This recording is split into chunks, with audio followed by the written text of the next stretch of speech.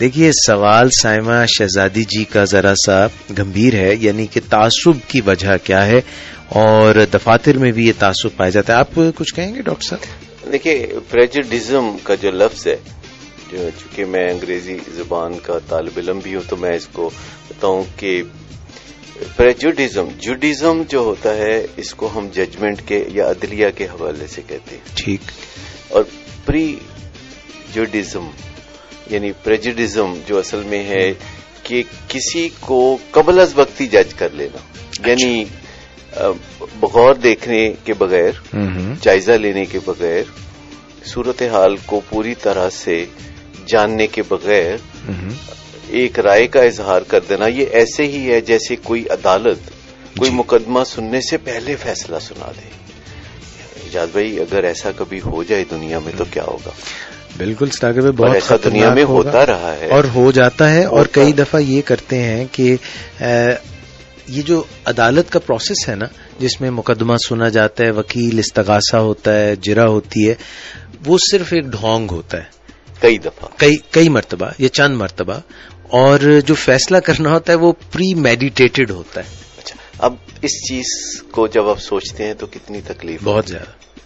یعنی جب آپ کسی عدالت کے بارے میں یہ سوچتے ہیں کہ اس نے پہلے سے لکھا ہوا ایک فیصلہ بعد میں سنا دیا اور کارروائی رسمی رہی. جی. جب ہم کسی سے زندگی میں بات چیت کرتے ہیں اور پہلے سے ہی فیصلہ کر لیتے ہیں کہ یہ فلاں علاقے کا یا فلاں زبان بولنے والا شخص ہے، جی، یا اس کے مذہبی خیالات اس طرح کے ہیں، یا یہ فلاں ملک کا باشندہ ہے، لہذا یہ تو ہوگا برا. صحیح. اس کو ہم کہتے ہیں پری ججمنٹ. پریجوڈزم کو سمجھنا چاہتے ہیں تو پری ججمنٹ کی بات ہے، یعنی بات چیت کا آغاز نہیں ہوا، مذاکرات کوئی نہیں ہوئے، حقائق سامنے نہیں رکھے گئے، کسی کو ڈیفینڈ کرنے کا موقع نہیں دیا گیا، اور ہم نے اسے پہلے سے ہی ایک ججمنٹ دے دی جو ہمارے دل میں بالکل بے بنیاد ججمنٹ تھی. تو یہ جو تعصبات ہیں ہمارے، مثال ایک یہ بھی دیا کرتے ہیں کہ ایک ہوتا ہے کہ ہم نشانہ بولز آئی ہو اور ہم نشانہ لگائیں بالکل دائرے کے درمیان میں، اور پھر اس کے ارد گرد جو ہے ایک طریقہ تو یہ، دیکھیں ہمارا ایک طریقہ تو یہ تھا، اور دوسرا طریقہ یہ جو آپ بتا رہے ہیں کہ پہلے نشانہ لگا کے بعد میں دائرہ لگا دیں. جی، یہ پریجوڈزم ہے. اور کل بھی ہمارے ملک میں ایک، جسے میں سانحائی کہوں گا، کہ ایک وفاقی وزیر نے ایسے ہی ایک مظاہرے کو اپنا شعار بنایا کہ ان کے دل میں کچھ تعصبات تھے، کسی جذباتی کیفیت میں انہوں نے پبلک فورم میں 1 درجن کیمروں کے سامنے کچھ ایسی باتیں کی، اگرچہ وہ اشارہ بھی کچھ کسی پری ججمنٹس کی طرف کر رہے تھے، کچھ ایسے واقعات کی طرف کر رہے تھے جن کے بارے میں ہم ہمیشہ رنجیدہ رہتے ہیں. لیکن میں آپ کو بتاؤں کہ یہ جو پھر انہوں نے حرکت کی، کیونکہ وہ جو پہلے معاملات تھے وہ کچھ ایسے لوگوں نے کیے تھے جو اب منظر سے ہٹ چکے. جی. اب ایسے لوگوں کی سزا پری ججمنٹ کے ذریعے یا کسی سٹیٹمنٹ کے لیے ان لوگوں کو دینا جو پیش منظر میں ہیں اور جو کچھ نہیں کر رہے ہیں. صحیح. یعنی جب کوئی کچھ نہیں کر رہا، یعنی کوئی غلط کام نہیں کر رہا، اچھا کام کر رہا ہے، تو اب آپ اسے اگر تضحیک کا نشانہ بناتے ہیں تو یہ رد عمل پیدا کرنے کی بات کرنی تھی تو تب کرتے، جب کسی نے زیادتی کی تھی، جب کسی نے ایسا کیا تھا تو تب دل کا غبار نکالنا چاہیے تھا یا اچھے لفظوں میں اظہار کرنا چاہیے تھا کہ یہ انہوں نے اچھا نہیں کیا. اب دیکھتے ہیں، ہم ہمیشہ جب اس فورم پہ بات کرتے ہیں تو ہم کہتے ہیں کہ جن اچھی چیزوں کا بھی آغاز کرنا مقصود ہے تو ہم آج سے کر سکتے ہیں. لیکن اگر ہم کہتے ہیں نا کہ سن 2000 سے شروع کرتے ہیں، تو دوسرا کہتا ہے کہ 1990 سے شروع کرتے ہیں، پھر وہ کوئی کہتا ہے 1950 سے شروع کرتے ہیں، 1947 سے شروع کرتے ہیں، تو یہ ایکچولی وہ باہر نکالنے کی کوششیں ہوتی ہیں. یہ رنج جو جمع ہے اس کو ہم رستہ دے رہے ہوتے ہیں، وینٹیلیٹ کر لیتے ہیں. بھڑکے ہوئے جذبات کو جب اس طرح ہم بکھیرتے ہیں فضا میں تو اس میں سے کچھ خیر نہیں نکلتا. اگر ہم اتنے ہی بہادر ہوتے تو پھر ہم ماضی میں جا کے ان چیزوں کو ٹھیک کرنے کی بجائے ان چیزوں کو غلط ہونے ہی نہ دیتے. جب ہم اپنی انسانی کمزوریوں کے ساتھ ماضی میں غلطیاں کرتے ہیں تو ہم انہیں حال میں اور مستقبل میں سدھار سکتے ہیں، ماضی میں جا کے نہیں بدل سکتے. تو یہ ایک پہلو ہے جس پہ ہم بات کرتے رہتے ہیں کہ جو کچھ کرنا ہے آج سے اور ابھی سے ہم کر سکتے ہیں، اور ساری انرجی جو واویلا کرنے میں ہوتی ہے اس کو ہم ایک مثبت سوچ کے ساتھ آگے بڑھا سکتے ہیں. جی بالکل آپ نے صحیح کہا، اور میرا خیال ہے کہ سائمہ شہزادی کا یہ جو سوال تھا کہ تعصب نہیں ہونا چاہیے، تعصب نہیں برتنا چاہیے، نہ دفاتر میں نہ کہیں اور کسی بھی فورم پہ ہمیں پہلے سے ججمنٹ یعنی کسی کی بات سنے بغیر یا کسی کو سنے بغیر nobody should be punished unheard.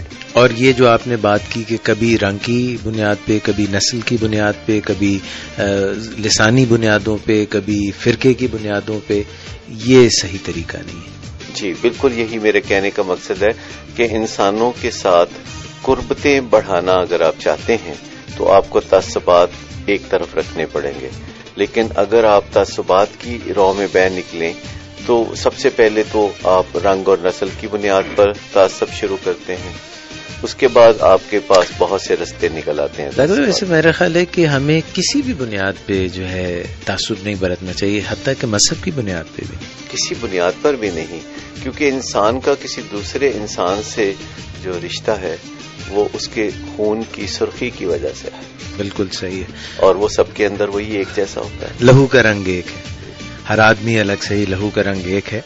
اور یہ سبا ہیں، سبا کہتی ہیں کہ my brother always quarrels to each other, میں سمجھا کے تھک گئی ہوں، میں چاہتی ہوں کہ وہ آپس میں پیار سے رہیں.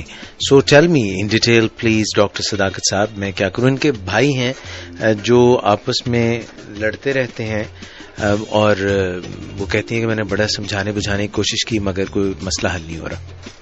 یہ جو کامن سینس طریقے ہوتے ہیں جس میں سمجھانے بجھانے کی عمومی کوششیں کی جاتی ہیں، جس میں کبھی ڈانٹ ڈپٹ کرنا، کبھی کھینچ تان کرنا، اس سے مسئلہ حل نہیں ہوتا.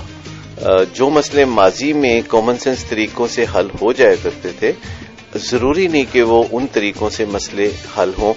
ایک میں یہاں نقطہ بتانا چاہوں گا کہ کوئی بھی مسئلہ حل کرنا ہو اس کے ماضی کے سولوشن سے اتنا اچھے طریقے سے حل نہیں ہو سکتا جتنا کہ حال کے سولوشن سے حل ہو سکتا ہے. اور ہم تو اب مستقبل کے اندر بھی تھوڑا تھوڑا جھانکنے کی کوشش کرتے ہیں کہ کون سے طریقے آگے چل کے ہماری زندگی کو بہتر بنائیں گے.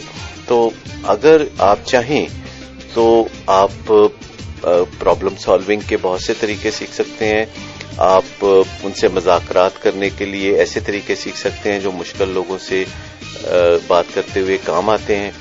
تو میں سمجھتا ہوں کہ assertiveness training, crucial conversation training, influence mastery, اگر یہ کسی دوسرے انسان کو بدلنا چاہتے ہیں تو سب سے پہلے ان کے لیے تختہ مشق بنانے کے لیے اپنی ذات موجود ہے. کبھی اگر یہ اپنے آپ کو بدلنے کے لیے کچھ گول سیٹنگ کریں تو انہیں ان مشکلات کا اندازہ ہوگا جو بدلنے کی راہ میں حائل ہوتی ہیں، اور انہیں اپنے بھائیوں پر ایک نئی نظر ڈالنے کا موقع ملے گا. اگر آپ چاہتی ہیں کہ آپ کے بھائی بدل جائیں، اور بدل جانے سے میری مراد محض بدل جانا نہیں، بدل کے بہتر ہو جائیں، آپ کے مطلوبہ نتائج سامنے آ جائیں، یعنی آپ کے بھائی آپس میں نہ لڑیں اور پیار اور محبت سے، تعاون سے ایک دوسرے کے ساتھ رہیں، ایک دوسرے سے کندھے سے کندھا ملا کے مشکلات کو حل کریں، تو پھر آپ کو کچھ منصوبہ کرنا ہوگا. آپ کو دیکھنا ہوگا کہ آپ کو نتیجہ کیا چاہیے، اس کے لیے کون سے رویے ہیں جو آپ اپنے بھائیوں میں دیکھنا چاہتے ہیں، وائٹل بیہیویئرز کون سے ہیں. پھر آپ دیکھیں کہ کہیں اور کسی گھر میں دائیں بائیں جو بھائی اتفاق سے رہتے ہوں تو آپ کو ان کا پتہ چلانا چاہیے، اور وہ پھر پتہ کریں کہ وہ اتفاق سے کیسے رہتے ہیں.